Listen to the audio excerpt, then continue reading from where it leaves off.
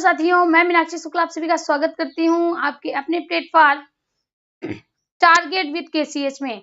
जैसा कि साथियों आपको पता है कि जो हमारी क्लास का समय है वो इस क्लास का समय डेली शेड्यूल रहता था 11 बजे से, और उस क्लास का समय अब बढ़ाकर 12 बजे कर दिया गया है। इस टाइम की जो टाइम का बढ़ाना है ये असुविधा की वजह से किया गया है। हो सकता है हमारे कई साथियों को इसमें प्रॉब्लम्स हों, लेकिन भाई अब मैनेज तो करना पड़ता है। आपकी जीएस जीके की क्लास इस समय होती थी, मयंक सर की क्लास नहीं हो पाएगी क्योंकि उनकी तबीयत ठीक नहीं है, और इसी वजह से इस क्लास को साथियों इस क्लास का शेड्यूल यानी टाइम का शेड्यूल कुछ बदल दिया गया, क्योंकि हमें ऑफलाइन भी देखना पड़ता है और ऑफलाइन भी देखना पड़ेगा क्योंकि सर की अनुपस्थिति है, तो वहां पर भी हमको ऑफलाइन कोचिंग देखनी पड़ेगी, जिस वजह से इस क्लास का टाइम थोड़ा आगे बढ़ा दिया गया है। तो हमारे जो साथी लाइव आज आए हैं फटाफट कमेंट करिएगा। और आज में बहुत खुशी हुई क्योंकि हमारे कुछ ऑनलाइन साथियों से हमारी भेंट हुई थी। कुछ ऑनलाइन साथी हमसे मिलने आए थे, जिनमें निकिता जी क्या नाम है, अमृता जी थी और विधु किरण जी थी। 2 लोग हमसे ऑनलाइन हमारे साथी थे जो हमसे मिलने आए थे। बहुत प्रसन्नता हुई, जब कोई अपना मिलता है तो प्रसन्नता तो होती है, और हमको भी बहुत अच्छा लगा अपने साथियों से मिलकर। तो चलिए क्लास को कंटिन्यू करते हैं। समय को सेव करते हुए मिलते हैं। डेली यही टाइम रहेगा, अब इस क्लास का यही टाइम रहेगा। चलिए तो शुरू करते हैं साथियों। कलर आप बता दीजिए कौन सा कलर इस पे सही दिख रहा है। इस क्लास तो सॉरी, ये कलर आपको दिख रहा होगा ना। देखिए क्लास ये कलर दिख रहा है। आज हम बात करने वाले हैं साथियों प्रयोगवाद पर। किस पर बात करने वाले हैं? प्रयोगवाद पर चर्चा करने वाले हैं। प्रगतिवाद तक हमने चर्चा कर ली थी। प्रगतिवाद का हम कह सकते हैं, प्रगतिवाद पर काफी चर्चा हो चुकी थी। प्रगतिवाद के जितने मुख्य कवि थे और उनकी मुख्य रचनाएं जो थी उन सभी पर हमने बात। ध्यान दीजिएगा साथियों, इससे पहले का जो एज था वो प्रगतिवाद था। इससे पहले का जो समय था वो प्रगति का समय था, यानी वहां पर प्रोग्रेस हो रही थी। लेकिन उस प्रोग्रेस का अब क्या कर दिया गया? अब उस प्रोग्रेस का प्रयोग कर दिया गया। उस प्रोग्रेस का अब प्रयोग कर दिया गया था। Good morning, good morning.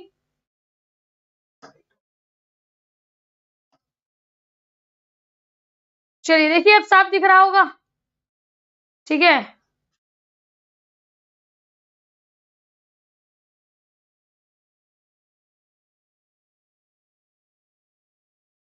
अरे भाई अब दिखेगा, ठीक है।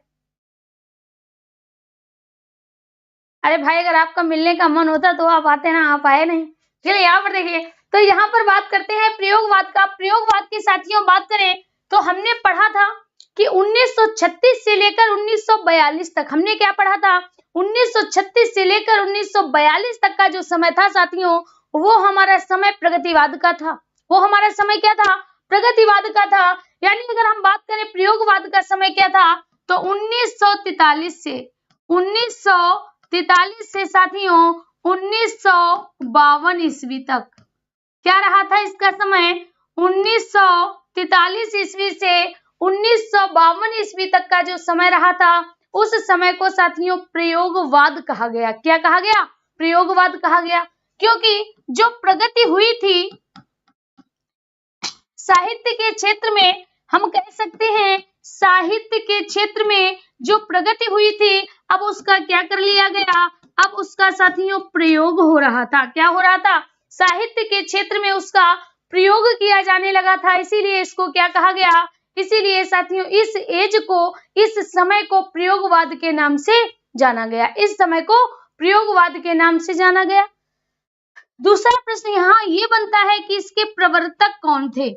इसके प्रवर्तक कौन थे? इसके जनक कौन थे? तो याद रखिएगा साथियों, अगर पूछा जाए प्रयोगवाद के जनक कौन है, अगर पूछा जाए प्रयोगवाद के जनक कौन है, तो हम क्या कहेंगे? अज्ञे जी हैं। कौन है? अज्ञे जी। हाँ, वही अज्ञे जी जिनका पूरा नाम हीरानंद सच्चिदानंद वात्स्यायन अज्ञे।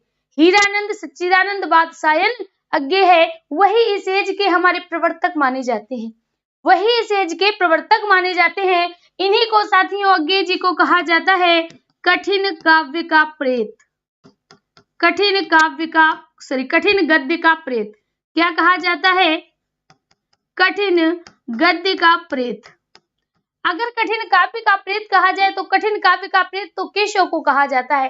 ध्यान दीजिएगा, अगर प्रश्न बने कठिन काव्य का प्रेत, कठिन काव्य का प्रेत, तो कठिन काव्य के प्रेत के नाम से कौन जाने जाते हैं? केशव दास जाने जाते हैं। कौन जाने जाते हैं? केशव दास जाने जाते हैं। और अगर हम बात करें कठिन गद्य के प्रेत के नाम से कौन जाने जाते हैं, तो मेरे प्यारे साथियों अज्ञे जी जाने जाते हैं। कौन? अज्ञे जाने जाते हैं।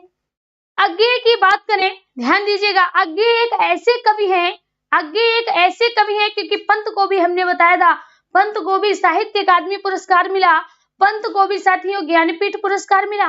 ठीक वैसे ही यहाँ पर अगर बात करें, यहाँ पर बात करें तो अज्ञे जी एक ऐसे कवि हैं जिनको ज्ञानपीठ पुरस्कार मिला था।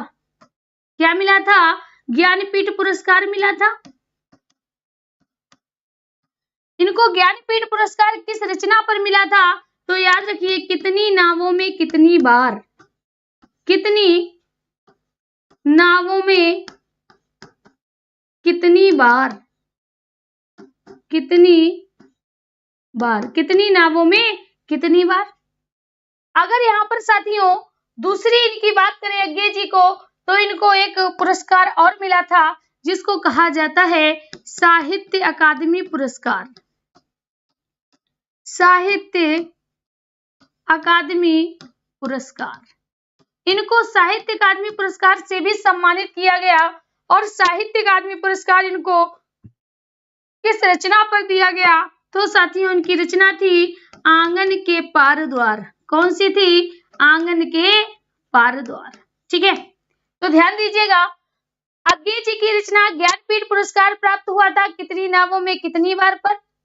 इन्हीं को साथियों साहित्य अकादमी पुरस्कार आंगन के पार द्वार पर मिला था। कब मिला था? 1964 में। कब मिला था? 1964 में। कितनी नावों में कितनी बार कब मिला था? 1978 में। 1978 में। और ये हिंदी का 8वां पुरस्कार था। हिंदी में 8वां पुरस्कार था, 8वां पुरस्कार। ठीक है, अगर पूछा जाए कि अज्ञे जी को ज्ञानपीठ पुरस्कार मिला था तो कहोगे हाँ मिला था। किस रचना पे मिला था? कितनी नावों में कितनी बार पे मिला था? कब मिला था? 1978 में मिला था। और जो 1978 में मिला था साथियों, वो हिंदी का ज्ञानपीठ पुरस्कार का 8वां पुरस्कार था। हिंदी भाषा में ज्ञानपीठ पुरस्कार प्राप्त करने वाले 8वें कवि कौन थे? 8वां पुरस्कार कौन था? तो आप क्या कहोगे साथियों? आप कहोगे कितनी नावों में कितनी बार, कितनी नावों में कितनी बार। साहित्य अकादमी पुरस्कार किस रचना पे मिला था? आंगन के पार द्वार पर मिला था। कब मिला था? 1964 में मिला था। कब मिला था? 1964 में मिला था। इन्होंने साथियों वही कार्य किया, ध्यान दीजिएगा, इन्होंने ठीक वैसा ही कार्य किया जैसा हमारे भारतेंदु जी ने किया था। इन्होंने ठीक वैसा ही कार्य किया जैसे भारतेंदु जी ने किया था। आखिर ऐसा कौन सा कार्य किया? आखिर ऐसा कौन सा कार्य किया? तो समझिए, प्रथम तार सप्तक का गठन, प्रथम तार सप्तक का गठन। अब आप कहेंगे मैम ये बताइए कि तार सप्तक क्या होता है? आप क्या कहोगे कि मैम ये बताइए तार सप्तक क्या होता है? तो भाई तार सप्तक एक समूह था। तार सप्तक एक ऐसा समूह था जिसमें हमारे 7 कवि थे। तार सप्तक जैसे भारतेंदु युग में भारतेंदु मंडल बना था, भारतेंदु युग में भारतेंदु मंडल बना था, मध्यकाल में अष्टछाप बना था, ठीक वैसे ही प्रयोगवाद में साथियों प्रथम तार सप्तक बना। प्रयोगवाद में प्रथम तार सप्तक बना। अगर पूछा जाए इसमें कवियों की संख्या की, इसका गठन कब किया गया था, तो आप क्या कहोगे? 1943 में। कब किया गया था? 1943 में। किसने किया? किसने किया साथियों? अज्ञे जी ने किया। अज्ञे जी ने किया। यानी अज्ञे कौन बने थे? अज्ञे जी इसके अध्यक्ष बने थे। अज्ञे क्या बने थे? अज्ञे इसके अध्यक्ष बने थे। और इस पूरे तार सप्तक में कितने कवि थे? तो भाई जैसे लिखा है तार सप्तक, क्या लिखा है? जैसे साथियों लिखा है आपका तार सप्तक, तो तार सप्तक क्या है? 7 कवियों का समूह है। तार सप्तक क्या है? तार सप्तक 7 कवियों का समूह है। बोलिए यहां तक किसी कोई डाउट? यहां तक किसी कोई डाउट? Very good. हेलो भाई विदु किरण जी, बहुत अच्छा लगा आज आपसे मिलके। चलिए भाई यहां तक बात समझ में आ गई? यहां तक बात समझ में आ गई? तो सबसे पहला हमने क्या देखा कि जो प्रगतिवाद है, ध्यान दी, सॉरी, जो प्रयोगवाद है उसका भी गठन 1943 को हुआ। जो तार सप्तक का गठन है उसका भी गठन 1943 में हुआ। तो हम कह सकते हैं कि जो प्रयोगवाद है, प्रयोगवाद का स्टार्टिंग, प्रयोगवाद का प्रारंभ प्रथम तार सप्तक से माना जाता है। प्रयोगवाद का प्रारंभ प्रथम तार सप्तक से माना जाता है और प्रथम तार सप्तक और हमारा प्रयोगवाद का समय एक ही है। प्रथम तार सप्तक और प्रयोगवाद का समय एक ही है। समय क्या है साथियों? 1943 है। समय क्या है? 1943 ईस्वी है। प्रथम तार सप्तक का भी अध्यक्ष कौन था? अज्ञे जी थे। और प्रयोगवाद के जनक भी कौन माने जाते हैं? अज्ञे माने जाते हैं। अज्ञे का पूरा नाम सच्चिदानंद हीरानंद वात्सायन अज्ञे है। यहाँ पर देख लीजिएगा, सच्चिदानंद हीरानंद वात्सायन अज्ञे। ठीक है, इनका पूरा नाम क्या था? इनका पूरा नाम था साथियों सच्चिदानंद हीरानंद वात्सायन अज्ञे। और इन्हें क्या कहा जाता है? कठिन गद्य का प्रेत कहा जाता है। क्या कहा जाता है? कठिन गद्य का प्रेत भी कहा जाता है। ठीक है, यहां तक बात क्लियर हो गई। चलिए आगे की बात करते हैं। अब आप ये कहेंगे कि मैम जी ये बताओ ये 7 कवि थे कौन कौन से? अब आप कहेंगे कि मैम ये बताइए जो 7 कवि थे, प्रथम तार सप्तक के जो 7 कवि हैं वो कौन कौन से हैं? तो बहुत ध्यान देकर सुनिएगा, एक ही बार में आपको याद हो जाएगा। ठीक है, जुगाड़ बताएंगे और जुगाड़ आपने चला लेना, याद कर लेना। कैसे? पहले कवि थे साथियों अज्ञे जी। पहले कवि कौन थे? अज्ञे थे। दूसरे थे राम कुमार वर्मा। राम कुमार वर्मा। ठीक है। तीसरे थे नेमिचंद्र जैन। कौन थे? नेमिचंद्र जैन। ठीक है। चौथे हैं गजानन माधव मुक्तिबोध। गजानन माधव मुक्तिबोध। मुक्तिबोध। ठीक है, गजानन माधव मुक्तिबोध। प्रभाकर माचवे। प्रभाकर माचवे। तेल की पकौड़ियां है ना, स्वप्न भंग। गिरिजा कुमार माथुर। गिरिजा कुमार माथुर। और साथियों 7वें कवि थे भारत भूषण। कौन थे? भारत भूषण थे। ठीक है, यहाँ पर आप देख रहे हो कितने कवि हैं, तो आप क्या कहोगे? आप कहोगे 7 कवि हैं। आप क्या कहोगे? यहाँ पर लिख देते हैं प्रथम तार सप्तक के कवि। क्या लिखते हैं? प्रथम तार सप्तक के कवि। प्रथम तार सप्तक के कवि। ठीक है, प्रथम तार सप्तक के कवि। अब साथियों जब प्रथम तार सप्तक के कवि की बात करें तो कितने कवि आते हैं? आपने कहा मैम 7 कवि आते हैं। कौन कौन से? तो आपने देखा अज्ञे राम ने गज पर, अज्ञे से अज्ञे, राम कुमार से राम कुमार वर्मा, नेमचंद जैन, गजानन माधव मुक्तिबोध, प्रभाकर माचवे, गिरिजा कुमार माथुर और साथियों भारत भूषण। और भारत भूषण, अब इनको याद करने के लिए एक जुगाड़ है। क्या है? एक जुगाड़ है। यानी यहाँ पर हम क्या कह सकते हैं? यहाँ पर हम बात कर रहे हैं ट्रिक की। किसकी? ट्रिक की। अब ट्रिक के लिए आपको देखिए तार सप्तक, 4 तार सप्तक का गठन हुआ।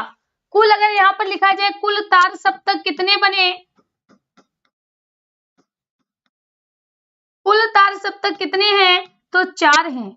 कुल तार सप्तक कितने हैं, 4 हैं। अब 4 तार सप्तक के जब आप नाम याद करोगे तो एक दूसरे को मिला लोगे ना, एक दूसरे को मिला लोगे। इस मिलने के से बचने के लिए हमने क्या किया, एक ट्रिक बनाई है। क्या किया है, एक ट्रिक बनाई है, समझिए कौन सी है।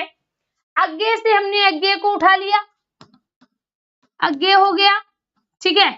राम से हमने राम उठा लिया, नेमिचंद्र से हमने ने को ले लिया, ठीक है। गजा से हमने गज ले लिया, प्रा से हमने पर ले लिया, गिरिजा से गिर ले लिया, गिर। अब भारत से हमने भारत ले लिया, क्या ले लिया, भारत ले लिया, ठीक है। ध्यान दीजिए 1 2 3 4 5 6 7, ठीक है। सातों से हमने क्या कर लिया, एक एक शब्द को ले लिया। तो यहाँ पर क्या हुआ, अज्ञे, राम, ने, गज, पर, गिर, ने, क्या हो गया, गिरने। अब यहाँ पर दी और लगा दो, गिरने दी भारती। यहाँ पर आपने क्या लगा दिया, गिरने दी भारती। अज्ञे राम ने गज पर गिरने दी भारती। और इस तरह से साथियों आपको पूरे के पूरे 7 तार सप्तक के कवि याद हो जाएंगे। पूरे के पूरे 7 कवि प्रथम तार सप्तक के नाम आपको याद हो जाएंगे। अज्ञे, राम, ने, गज, पर, गिरने दी भारती, गिरने दी भारती, गिरने दी भारती, ठीक है। गुड नून, गुड नून, ठीक है। अज्ञे, राम ने गज पर गिरने दी भारती, वेरी गुड, ठीक है। सभी को यहाँ तक समझ आ गया होगा। चलिए आगे की तरफ बढ़ते हैं, आगे की तरफ बढ़ते हैं और साथियों हम इनकी कुछ प्रमुख रचनाओं पर चर्चा करेंगे। सबसे पहले हम क्या करते हैं, सबसे पहले हम ले लेते हैं अज्ञे जी को। देखिए जो प्रमुख प्रमुख रचनाएं हैं वही आपको लिखा रहे हैं, ठीक है, उसी के बारे में। तो सबसे पहले इनकी और प्रमुख रचना है, कितनी नावों में कितनी बार, कितनी नावों में कितनी बार, कितनी बार, ठीक, पहली रचना। दूसरी है आंगन के पार द्वार, ठीक है। तीसरी है पहले मैं सन्नाटा बुनता था, पहले मैं सन्नाटा बुनता था। हरी घास पर क्षण भर, हरी घास पर क्षण भर, क्षण भर, हरी घास पर क्षण भर। इंद्र धनुष रौंदे हुए, इंद्र धनुष रौंदे हुए। चिंता, चिंता, इत्यलम, इत्यलम। सांप, भग्न दूत, भग्न दूत। अरे ओ बावरा अहेरी, अरे ओ बावरा अहेरी, ठीक है। यहां तक देख लीजिए। ये सारी की सारी इनकी जो रचनाएं हैं बहुत इंपॉर्टेंट है साथियों। इनकी रचना है कितनी नावों में कितनी बार, कितनी नावों में कितनी बार। इस पर इनको क्या मिला है, देखिए इसमें ना बहुत बार आया है, तो याद रखिए इस पर कौन सा पुरस्कार मिला है, ज्ञानपीठ पुरस्कार मिला है। समय क्या था, 1978 का, ठीक है। आगे देखिए आंगन के पार द्वार, इस पर क्या मिला है, साहित्य अकादमी पुरस्कार मिला है। क्या मिला है, साहित्य अकादमी पुरस्कार मिला है। कब मिला है साथियों, 1964 में, ठीक है, 1964 में। आगे देखिए, आगे देखते हैं पहले मैं सन्नाटा बुनता था, पहले मैं सन्नाटा बुनता था, ठीक है। दूसरी है हरी घास पर क्षणभर, इंद्रधनुष रौंदे हुए, चिंता, इत्तलम, सांप।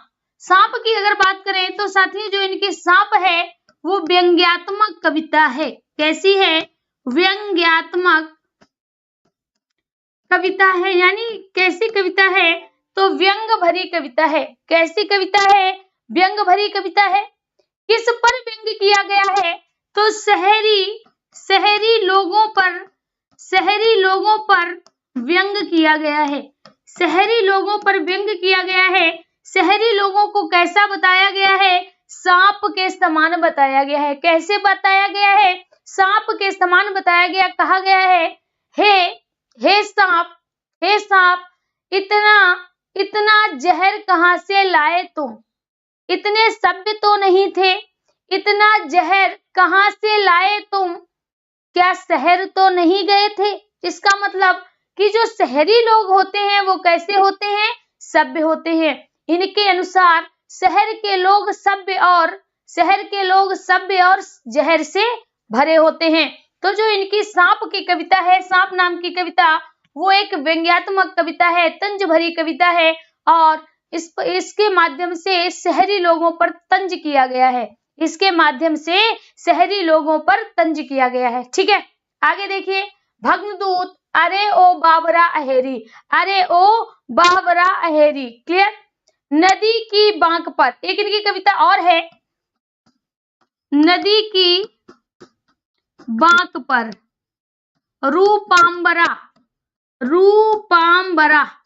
ठीक है, ये भी इनकी रचनाएं हैं। तो आप देख रहे हो कि इनकी रचनाएं जो थी कितनी लंबी लंबी हैं। इनकी रचनाओं के नाम ही इतने लंबे लंबे हैं, इसीलिए इनको क्या कह दिया गया? इसीलिए साथियों इनको कहा गया है, इनको कहा गया है कठिन गद्य का प्रेत। कठिन गद्य का प्रेत। समझ आ गया होगा समझ में। अगर पूछा जाए कठिन काव्य का प्रेत, तो केशवदास से अगर पूछा जाए कठिन गद्य का प्रेत, तो आप क्या कहोगे? अज्ञे जी। क्या कहोगे? अज्ञे जी हैं। बात समझ आ गई? चलिए आगे की तरफ बढ़ते हैं। और यहाँ पर आप देखते हैं साथियों, गजानन माधव मुक्तिबोध। गजानन माधव मुक्तिबोध। ठीक है, तो गजानन माधव मुक्तिबोध। अगर गज की बात करें, गज की सूंड देखी है आपने? गज की सूंड देखी है, टेढ़ी मेढ़ी होती है ना? तो गजानन माधव मुक्तिबोध की रचना है चांद का मुंह टेढ़ा है। चांद का मुंह टेढ़ा है, यानी इनकी ये प्रसिद्ध रचना है चांद का मुंह टेढ़ा है। चांद का मुंह टेढ़ा है। ठीक है, किसकी रचना है? तो आप क्या कहोगे? गजानन माधव मुक्तिबोध की। किसकी साथियों? गजानन माधव मुक्तिबोध की। ठीक है, दूसरी है साथियों भूरी खाक पर। कौन सी है? भूरी खाक पर। ठीक है, बात समझ में आ गई? चलिए आगे बात करते हैं प्रभाकर माचवे। किसकी बात करते हैं? प्रभाकर माचवे।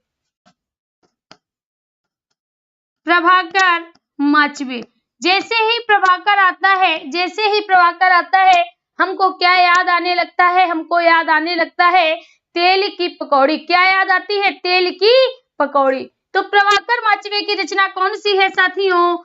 तेल की पकौड़ियां। क्या है? तेल की पकौड़ियां। एक इनकी और रचना है जिसको कहा जाता है स्वप्न भंग। क्या कहा जाता है? स्वप्न भंग।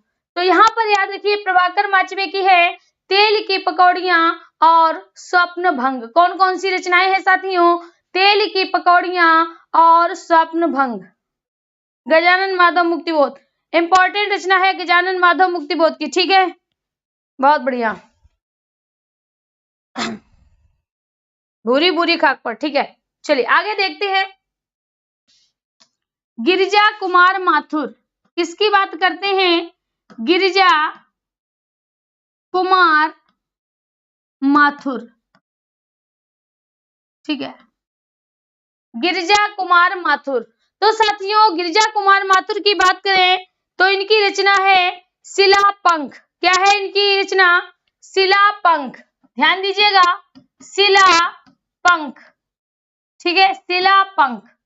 दूसरी अगर इनकी रचना बात करें, चमकीले धूप के धान, चमकीले धूप के धान।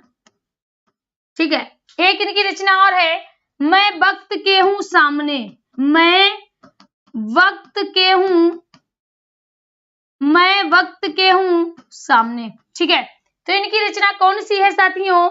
शिलापंख है, चमकीले धूप के धान है, मैं वक्त के हूं सामने, मैं वक्त के हूं सामने। ठीक है, ये इनकी प्रमुख रचनाएं हैं। ध्यान दीजिएगा, ये साथियों इनकी कुछ प्रमुख रचनाएं हैं। तो कौन कौन सी? गिरिजा कुमार माथुर की शिलापंख इंपॉर्टेंट रचना है।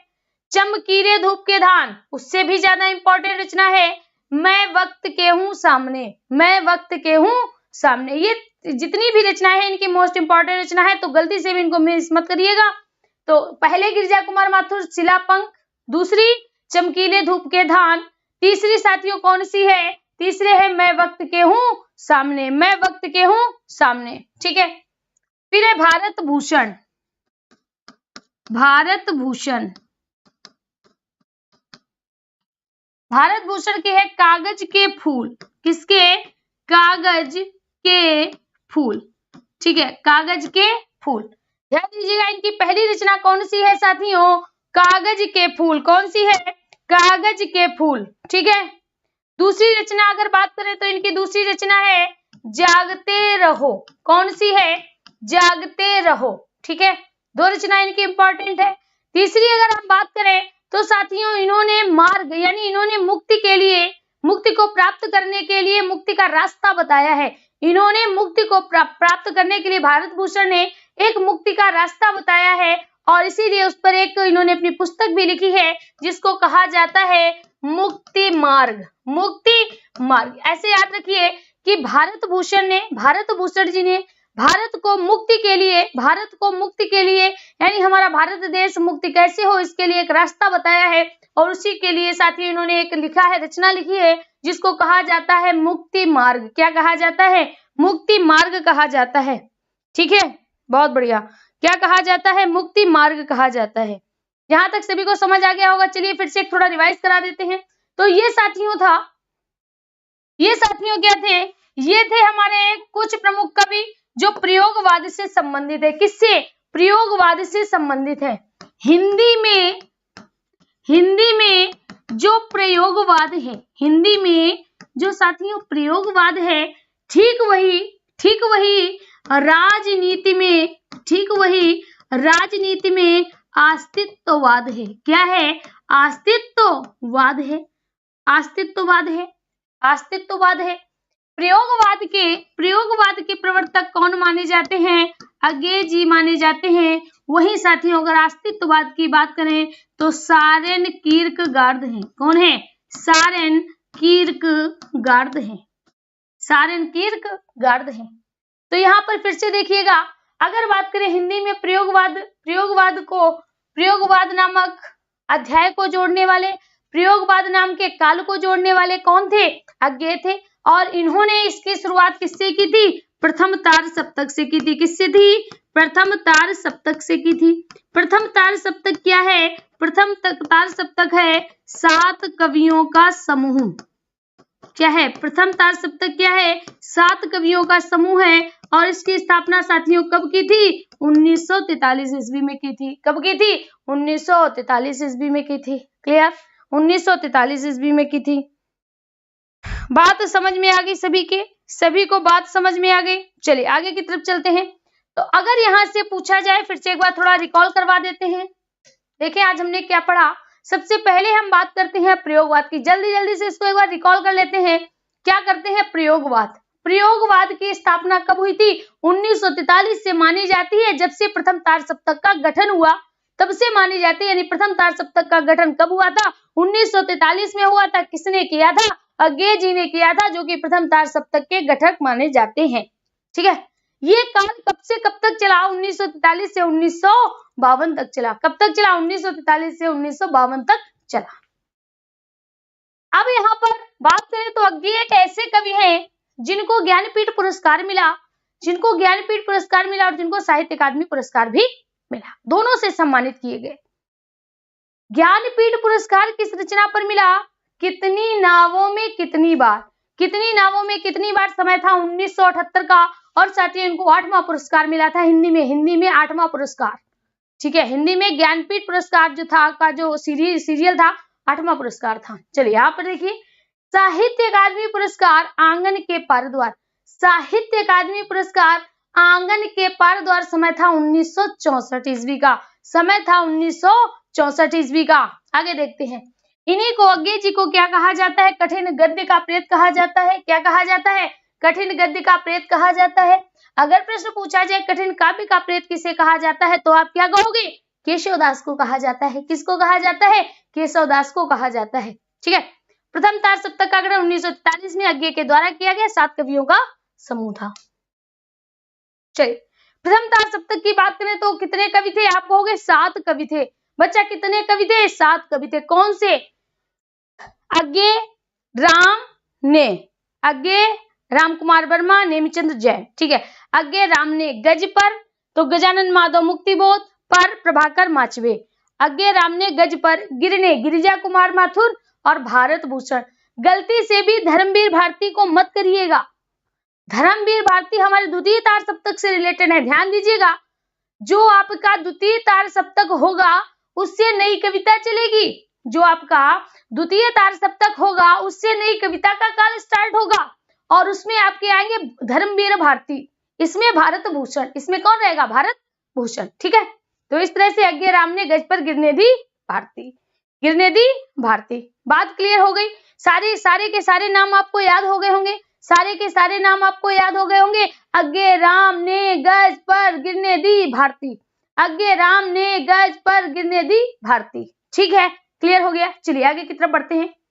आगे की तरफ बढ़ते हैं और देखते हैं अज्ञे को क्या कहा जाता है? आप कहोगे कठिन गद्य का प्रेत कहा जाता है। दूसरा, इनको क्या कहा जाता है? प्रयोगवाद का जनक कहा जाता है। प्रयोगवाद का जनक कहा जाता है। तीसरा, इनको क्या कहा जाएगा? प्रथम तार सप्तक का जनक कहा जाएगा। प्रथम तार सप्तक का जनक कहा जाएगा। ठीक है, ठीक है, बात समझ में आ गई। आगे की बात करते हैं तो साथियों इनकी रचना है कितनी नावों में कितनी बार। आंगन के पार द्वार।